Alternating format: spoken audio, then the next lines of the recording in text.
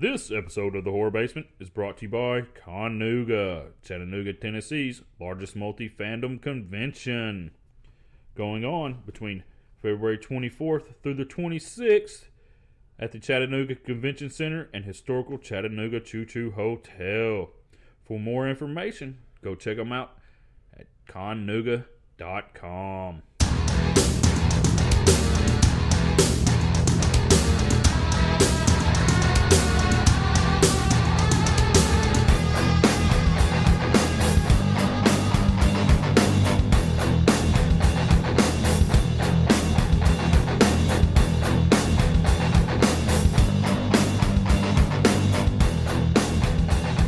The Horror Basement, Tennessee Horror News Podcast. I am one of your hosts, Johnny Leroy. And as always, we got our local horror expert here with us, Jim Jams. Jim Jam here. Guys, I think we got another good one for you. A good one. Got a couple good ones.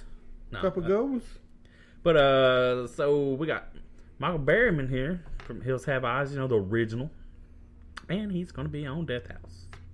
Oh, show. So, Hope to talk to him about some short films, too. Because he told us at Full Moon Tattoo and Horror Festival that he had a bunch of a few short films. So, yeah, and as always, we're on all platforms. YouTube's, iTunes, SoundCloud. Google Play, Stitcher Radio. Yeah, pretty much all. Facebook, Instagram, Twitter, Snapchat. Horror-Amino. Yeah, that's the one I was thinking of. Trying to get to. Horror-Amino. Why there's two of us, man. We pick up where the other one can't remember. Yeah, so you can reach us anywhere. Or at least Jim Jam. It's not really me. The networking king. Yeah, he is. So, I think this is going to be a good one, guys. And away we go. Alright guys, so on today's podcast we have Michael Berryman from the original Hills Have Eyes and currently participating in Death House, and I guess that's what we're going to start out with is the Death House movie.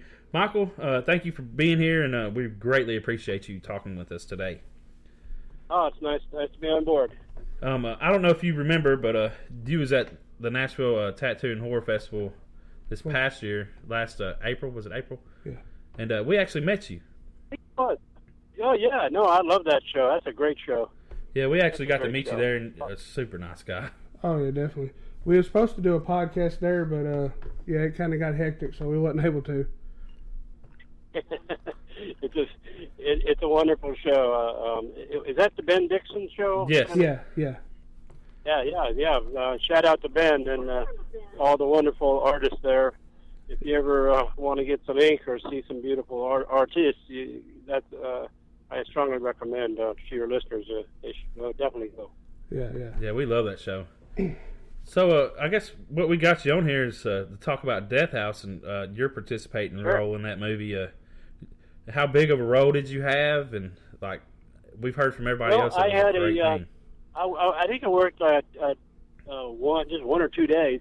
Basically, our good buddy Kane Hodder he got a good lead in this one. It's nice to see Kane with a nice solid role. Yes. And I think it's like the four major evils which we represent. He gets tricked and winds up in a situation where he thinks he's released these horrible entities, of which one is me, the other is Bill Mosley, and I forget who our other brothers in sinister behavior were, but then there's a wonderful scene where he realizes that he got tricked, and he had a really good role, and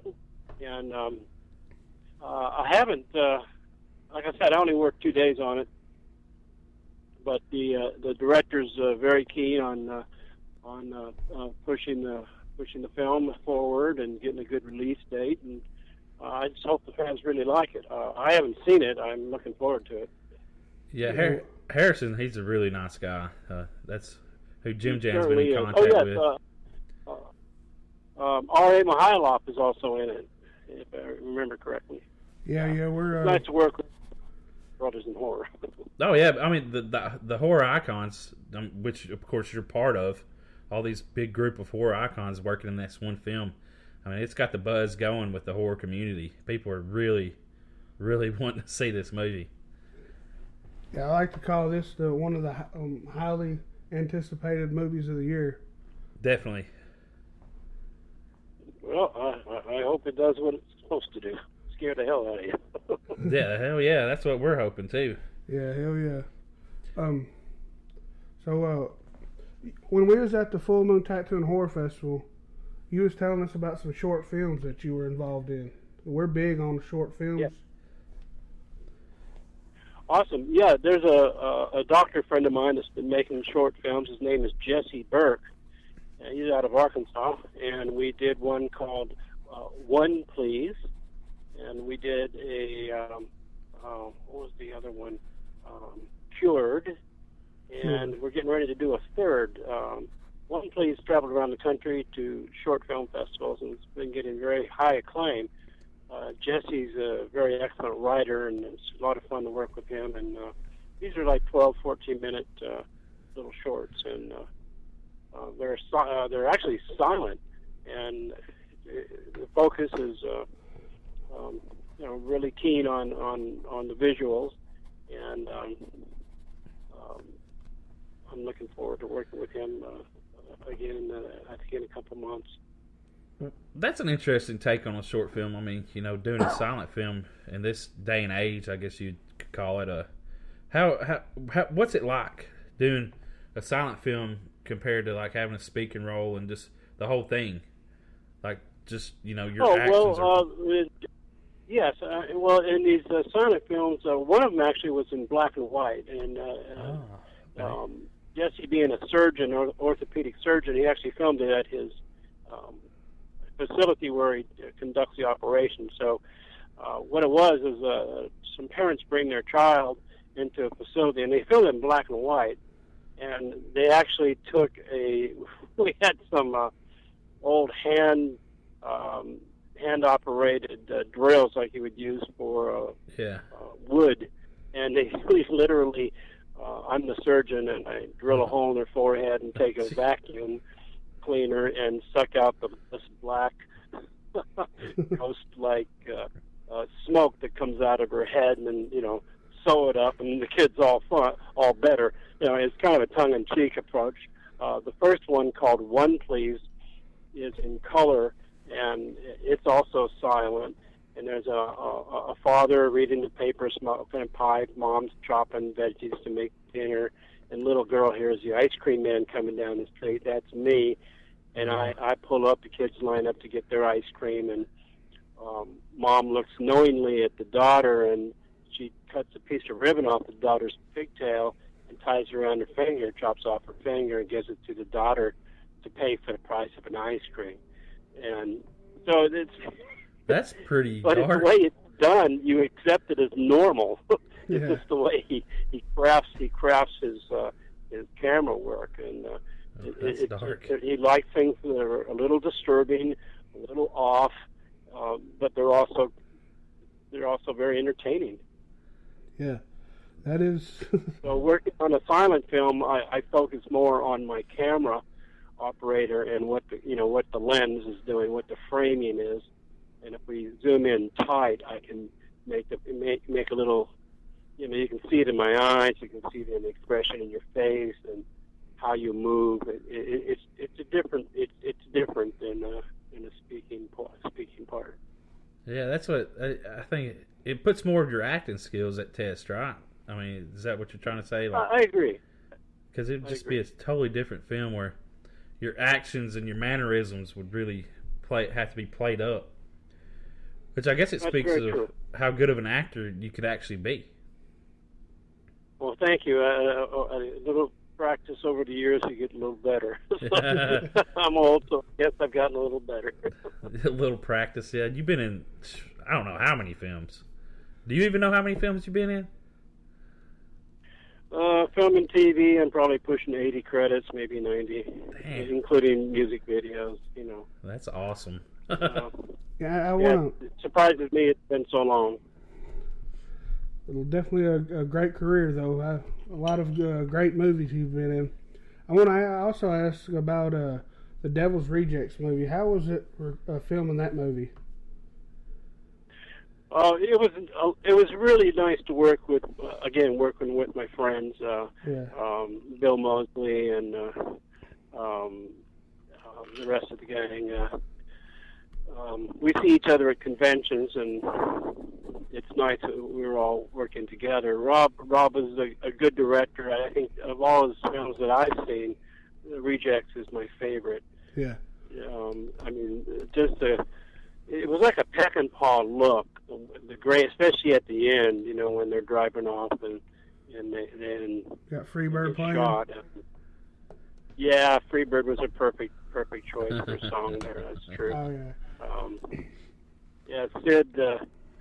Sid everybody just was gritty and pushed it to the limits, and I had a lot of fun with Ken Forey and the chicken scene. That just got way out of control. The guy started getting goofy with it and going farther than was written in the script. So I was actually upset. So I just let it play like Cleveland was mad, and it played strongly. Yeah, that's what I was telling Johnny. He was there. He's like, "Boss, I ain't no chicken." Yeah. Yeah. Well, the guy I was working with, the camera was on him, and I had to respond to what he said. He went off script, so I could see Rob off to the corner outside of my vision at the monitor, just kind of waving like, "Go with it," and so it did. But it's a good, solid film. Yes. It's a good, solid film. Lords of Salem, I thought we lost a couple pages of the script that set up the story better for reasons that I could discuss at another time. But I thought it was lacking a lot of like substance, like why are these things happening? But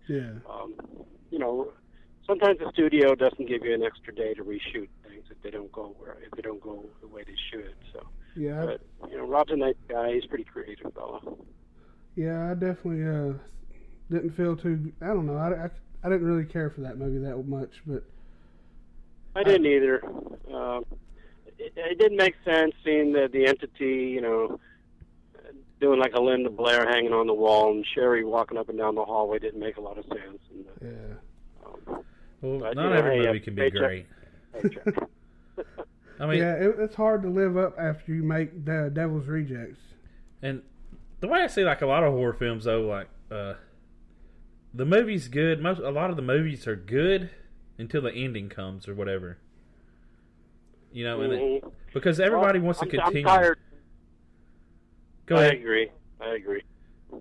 Actually, what I've been watching recently, I actually picked up all of the David Carradine Kung Fu TV series. I've been actually watching. That's what I've been watching recently. I appreciate good directing and good storytelling. Good writing is really key. You have to have a story. Otherwise, it's just like, what am I watching? Yeah, might as well be a video game. Definitely. Yeah, for sure. Have you seen anything good that you would recommend? What do you think would be? I don't know. Did you see Dire? No, I haven't watched it. Well, we watched IFC midnight movie called, or I did, the Diary of the Jane. Autopsy of Jane Doe. To be an independent horror film, I really, I really enjoyed it.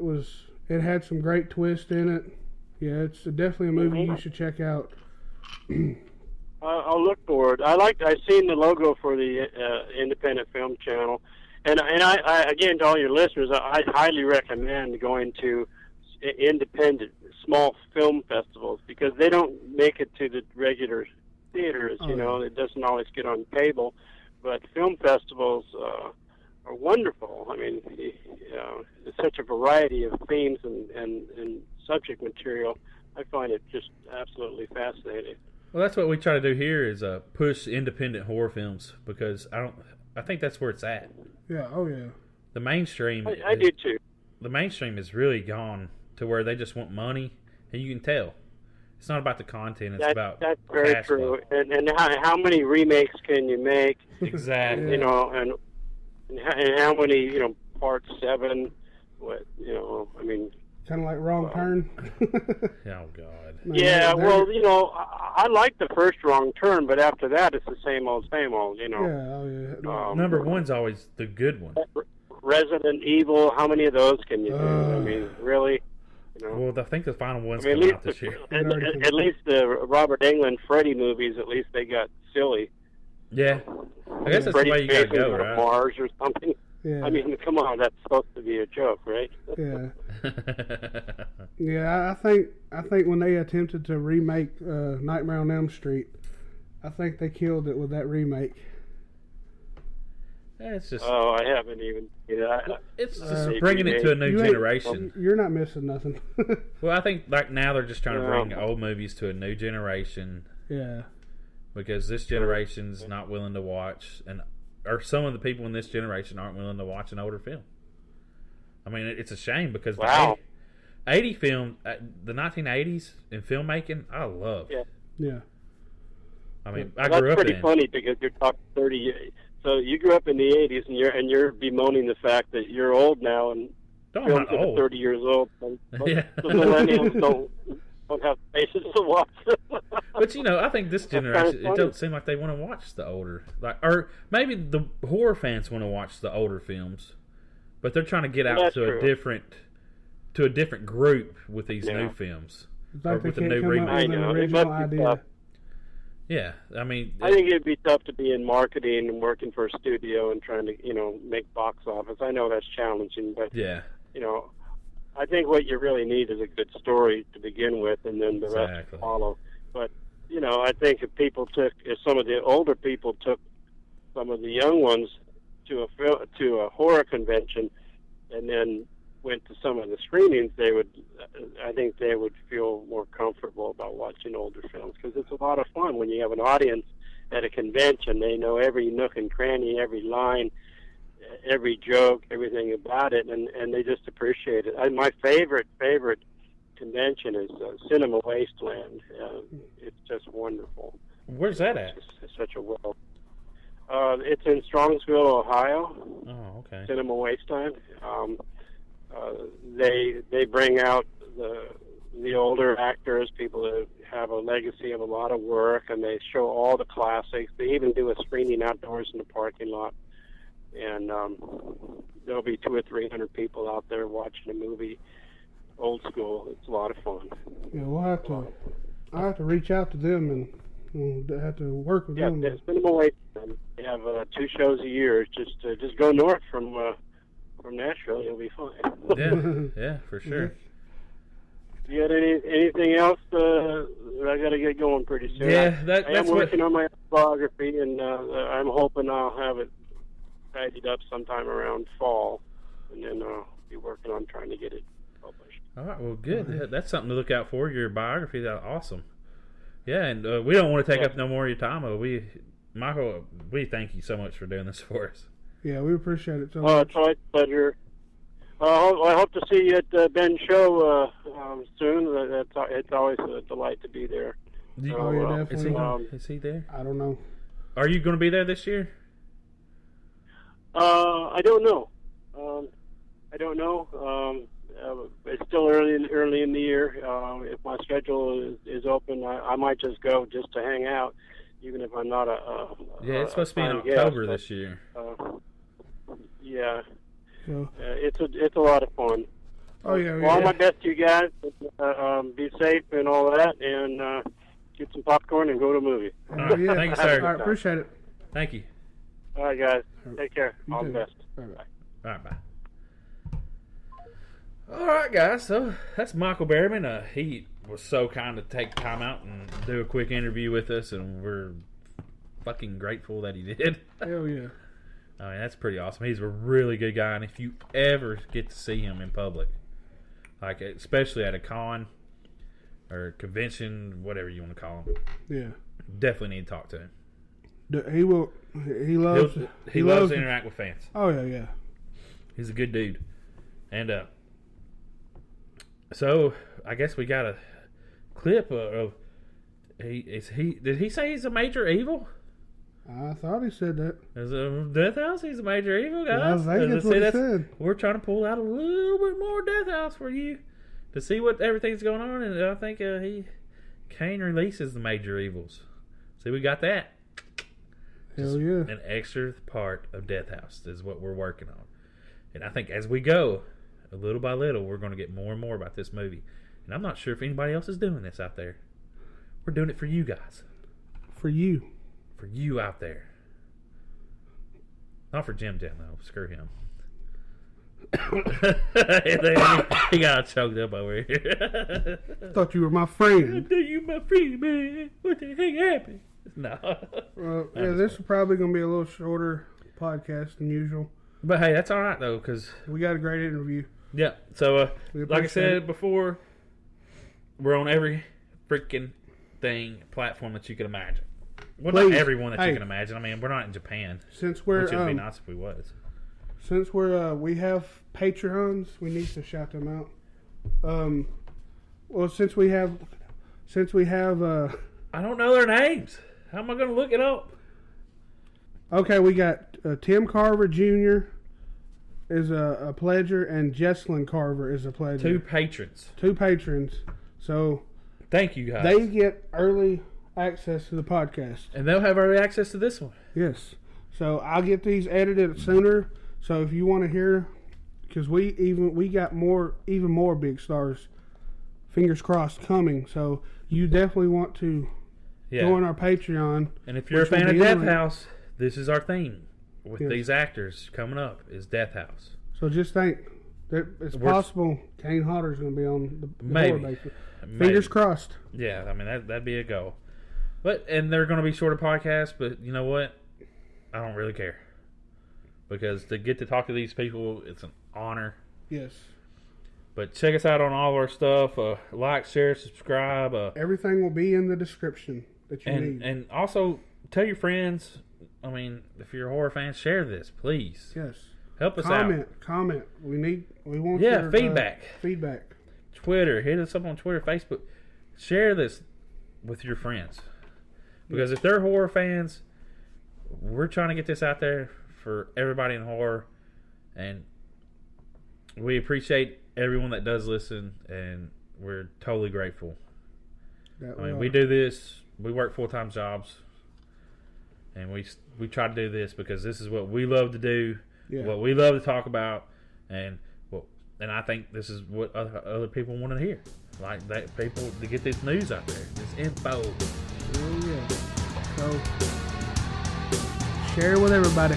Yep. All we got. We out. Yeah.